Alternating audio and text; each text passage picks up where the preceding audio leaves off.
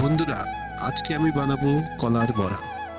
তার জন্য প্রথমে নিতে হবে কলা, তারপর চিনির গুঁড়ো, তারপর ময়দা, গুঁড়ো দুধ, তারপর কাজু বাদাম, কিশমিশ।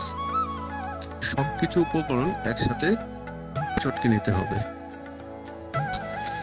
প্রথমে চিনির গুঁড়ো, তারপর গুঁড়ো দুধ, তারপর কিশমিশ, কাজু বাদাম, তারপর সাথে মিশাতে হবে কিছু ময়দা, তারপর চটকে নিতে হবে। সবকিছু একসাথে ভালো করে মিশাতে হবে।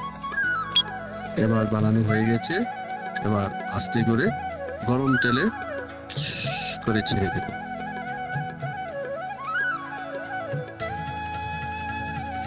ভাজা হয়ে গেছে, এবার থালায় নামিয়ে নেব। এখন সবাইকে গরম গরম পরিবেশন করে দেব। বন্ধুরা, তোমরা কলার বড়া এভাবে বানাতে পারো আর সবাইকে পরিবেশন করতে পারো।